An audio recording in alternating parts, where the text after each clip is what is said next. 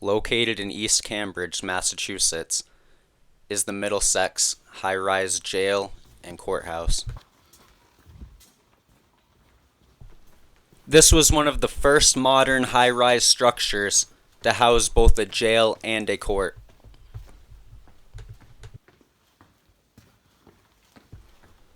Opened in 1971, the first floor housed the DA's office. The middle part of the building had Superior Court. The top part housed District Court, and above the red, at the very top, was the jail.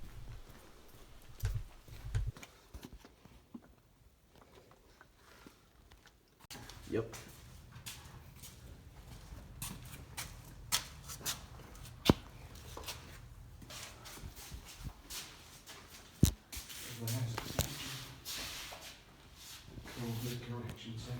Yeah, that's a good name for it.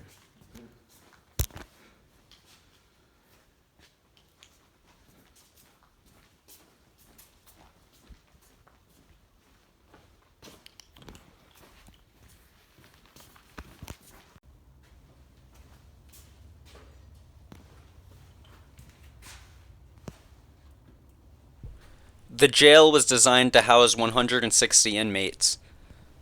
Most inmates at the jail had been accused but not yet found guilty of crimes. At the jail, you could find inmates awaiting trial for various crimes, ranging from drug possession to murder.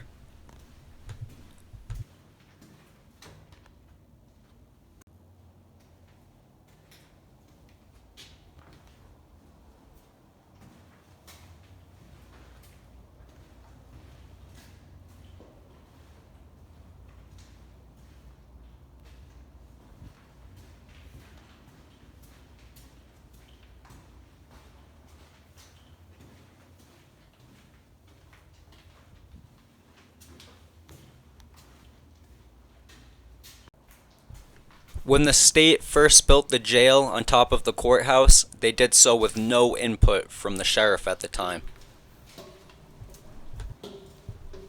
That sheriff had reportedly not liked the idea of operating a jail so high above the street level, so he didn't use it.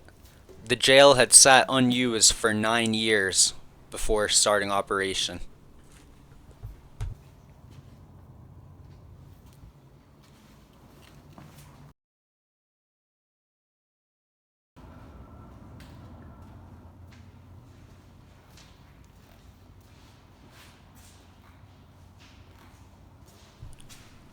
Walking into this cell, I try to imagine what it might have been like for an inmate in here. What kind of things were going through his head. The beautiful views of Boston just outside, but you couldn't tell that from here. Here in the sink, some soap still ready to be used. Down in the bottom of the cabinet, a cappuccino mix.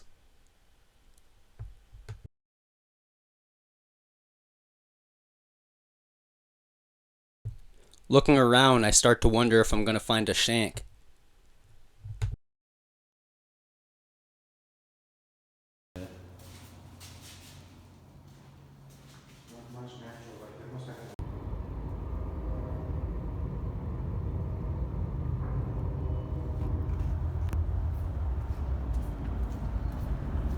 Here we are in the rooftop recreation area, where inmates would be allowed recreation once or twice a day.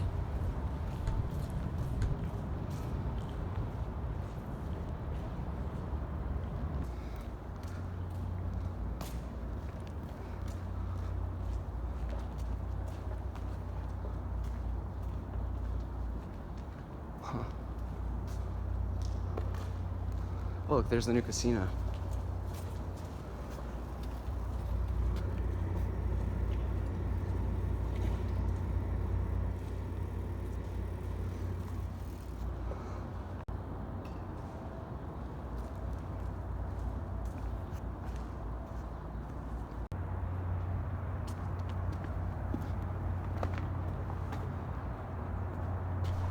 Here I am now on the roof above the basketball court recreation area.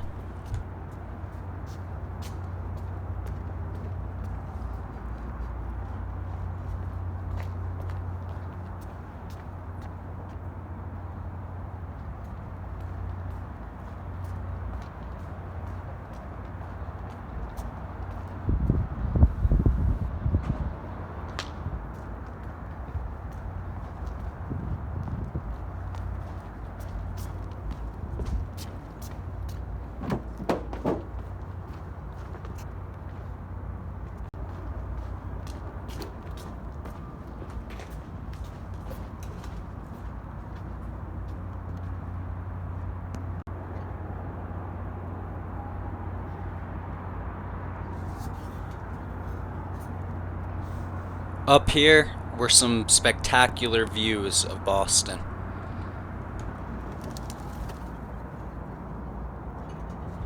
What an awesome feeling for an explorer to watch the sun rise over Boston from up top here.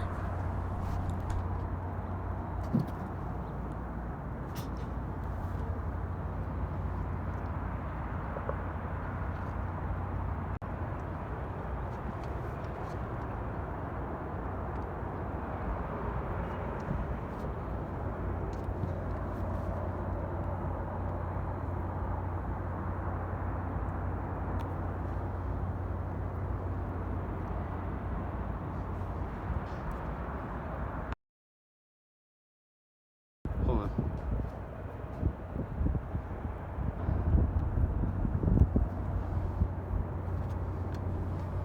The height of the jail towering over the city earned it its nickname as the Slammer in the Sky.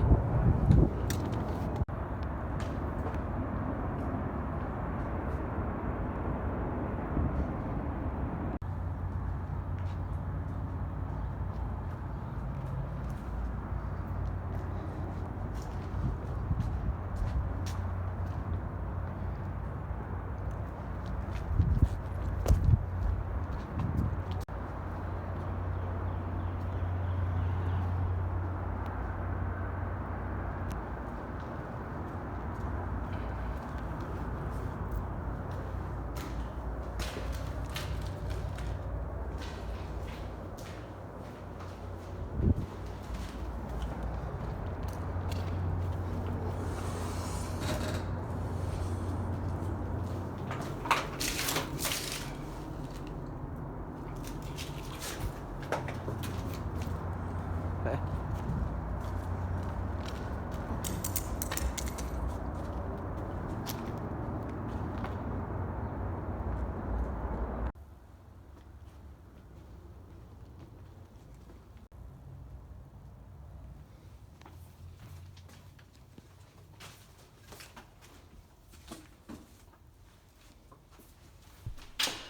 Here are the solitary confinement cells, otherwise known as the Special Management Unit.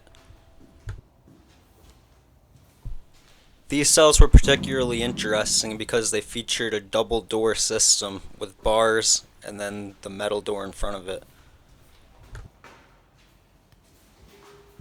Inmates would be locked in here 23 hours a day, with only 1 hour a day out for recreation and or a shower.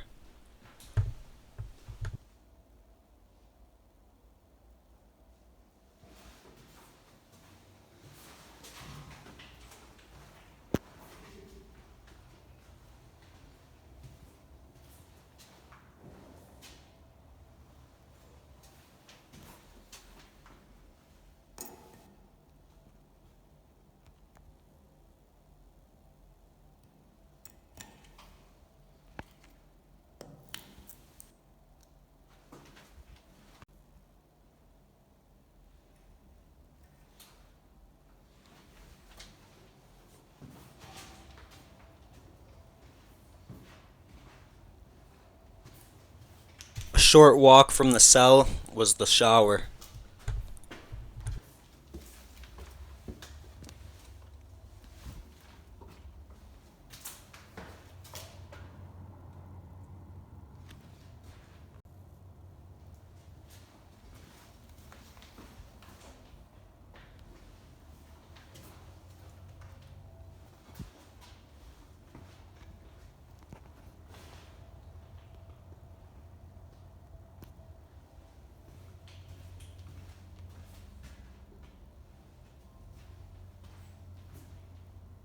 When the inmates were let out for 1 hour, they wouldn't go outside. Instead, they would come to this area. In here, there would be a stationary bike they could use for exercise, or they could make a phone call.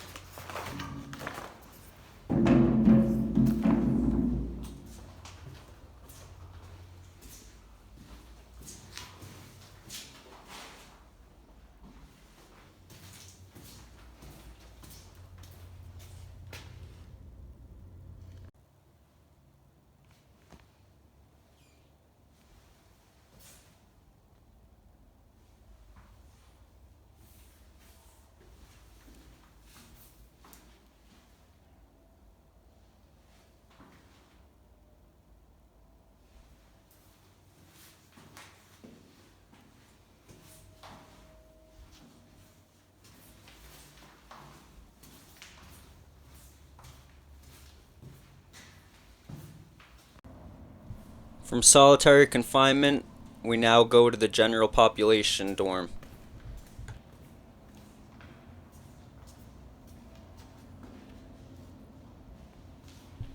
Inmates described life in this dorm as being pretty good, but overcrowded and a lack of privacy.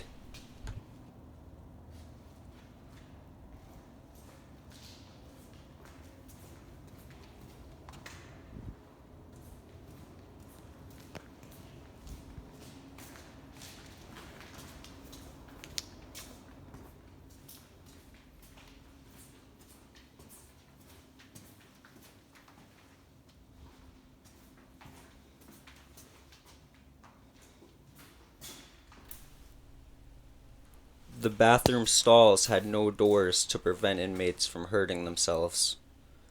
They even had rules on which ones you could use for which.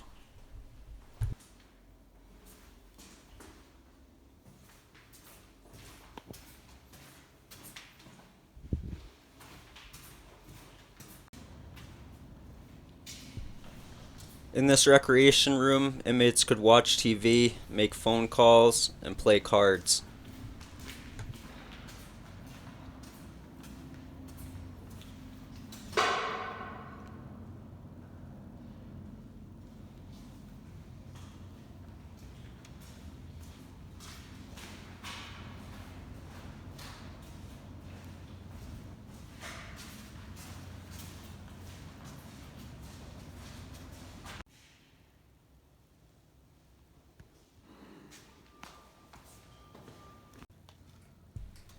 Here's the jail cafeteria. Some inmates actually said the food wasn't that bad.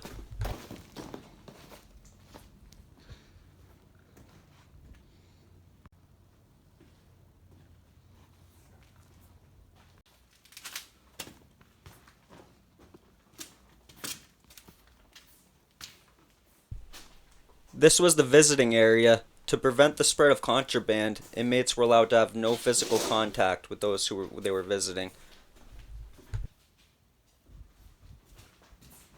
Fucked up, dude. We're in jail, dude.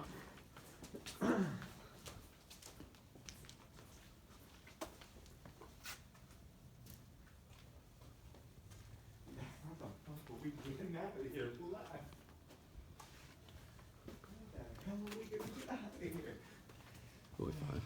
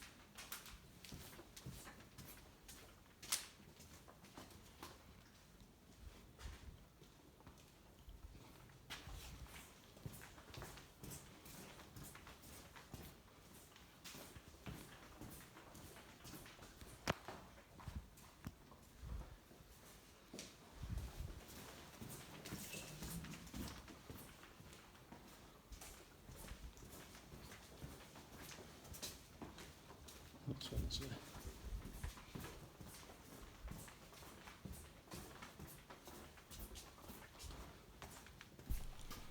Here's the receiving area where inmates would first arrive to the jail and be processed in.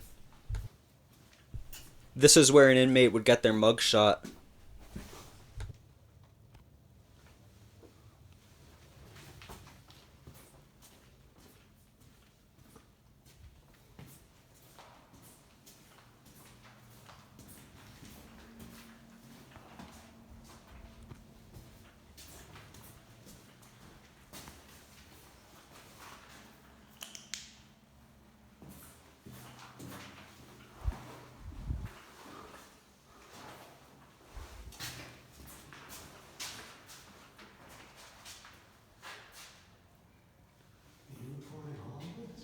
Yeah. Yep.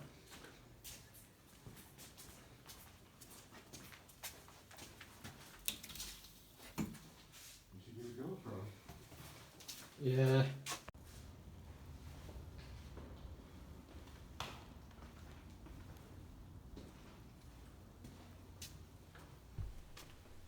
We now find ourselves in the jail's non-denominational chapel.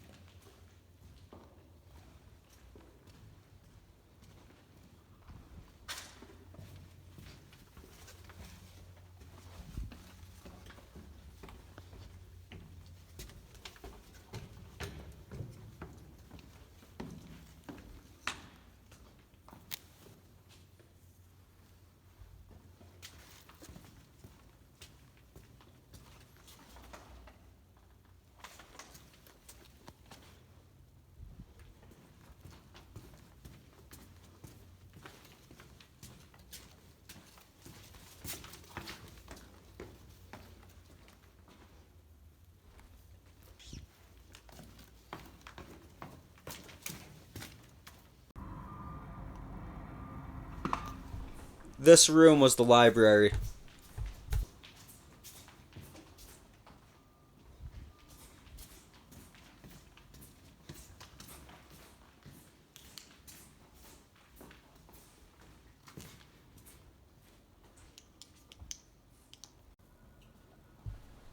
Here is the maximum security unit, which housed inmates accused of the most serious crimes.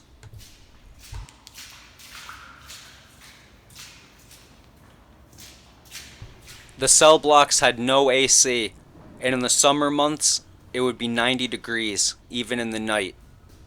The sheriff would hand out freeze pops to try and cool inmates down.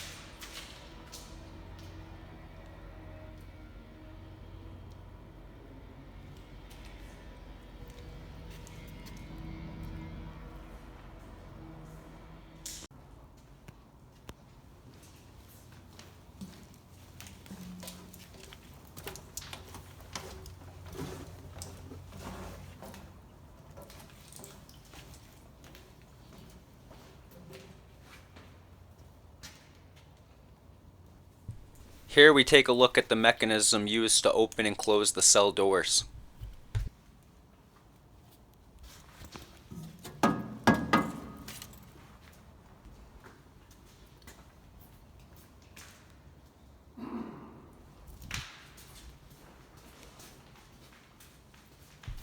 Despite the jail being built to house 160 inmates, it often far exceeded this capacity, averaging about 350 inmates. The most it ever housed at once was 444. When overcrowding happened, bunk beds would be lined against the walls next to the cells. One cell would be left unoccupied for those in the bunk beds to use the bathroom.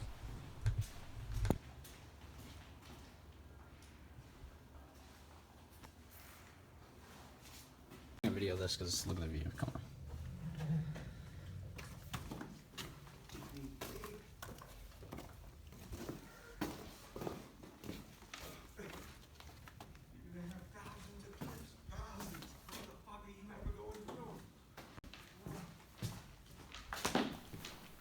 We are now in the court section. We don't even The Edward Sullivan Courthouse occupied this area until 2008.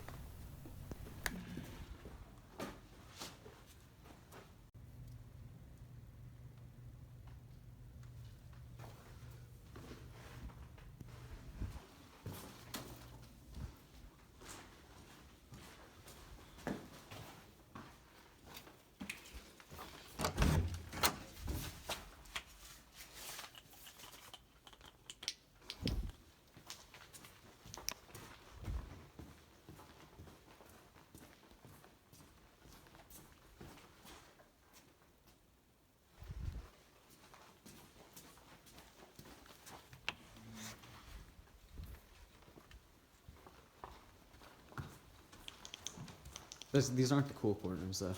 There's better ones.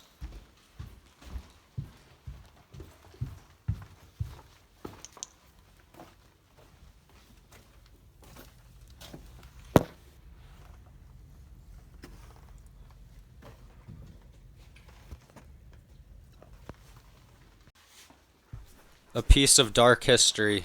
This is the actual courtroom that Father John Gagan was convicted of child molestation, which then exposed more widespread abuse throughout the church.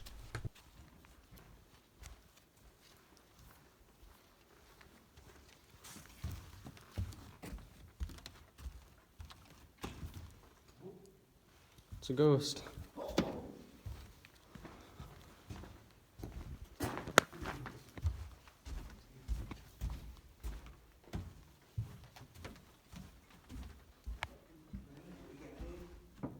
The cool courtrooms, though. There's better ones.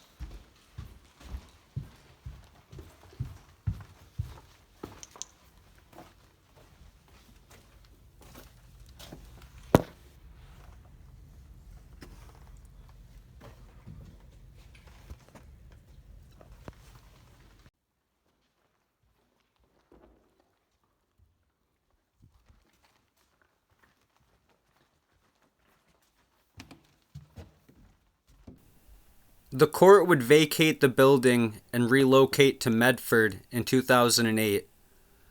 The main reasons being inadequate HVAC and unreliable elevators.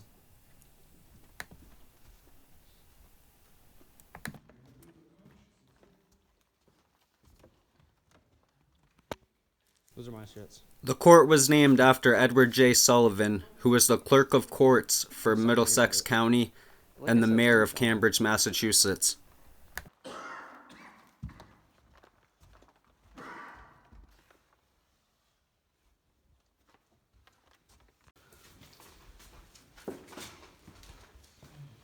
We now find ourselves in the court holding cells.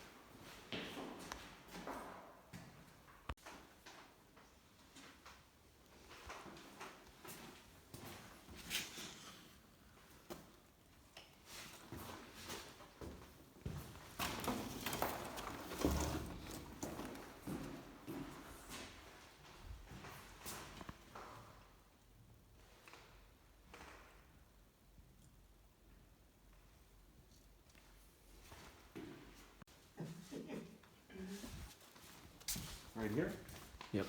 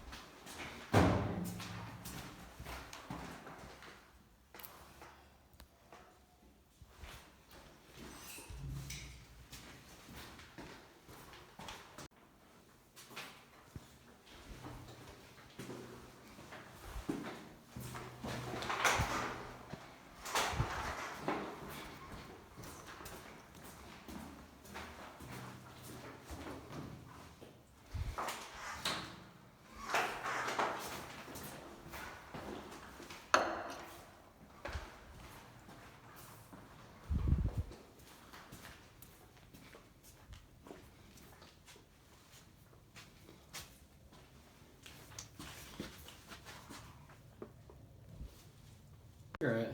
Should.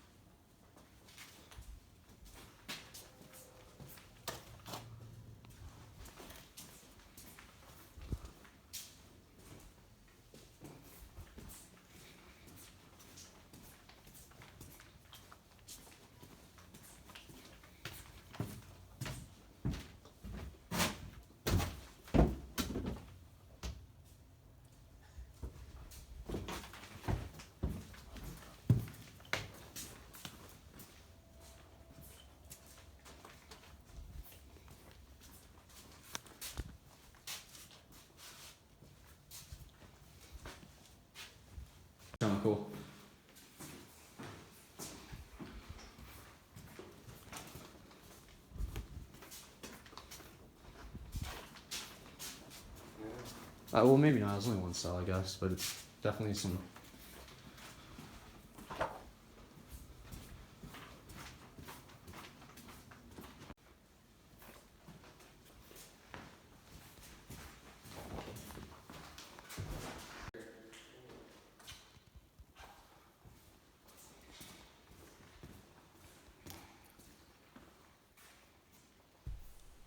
Upon the facility's closure in June 2014, inmates were not notified until the time of. This was due to safety concerns and the thought that maybe inmates might trash their cells the night before. After being in operation for 32 years, the jail closed and the inmates were transferred to the Middlesex House of Correction in Billerica.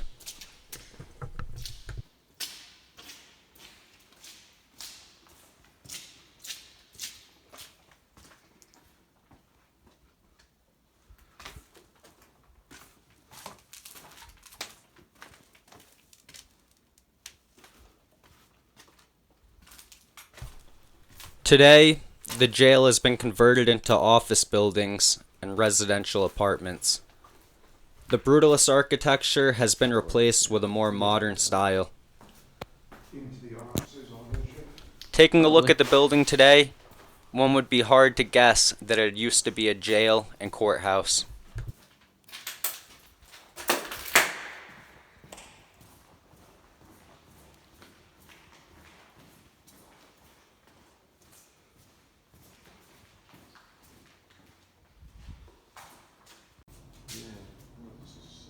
Oh yeah.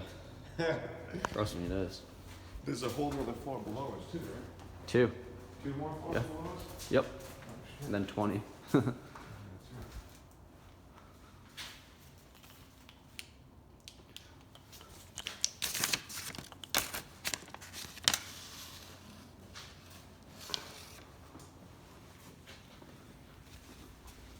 B unit.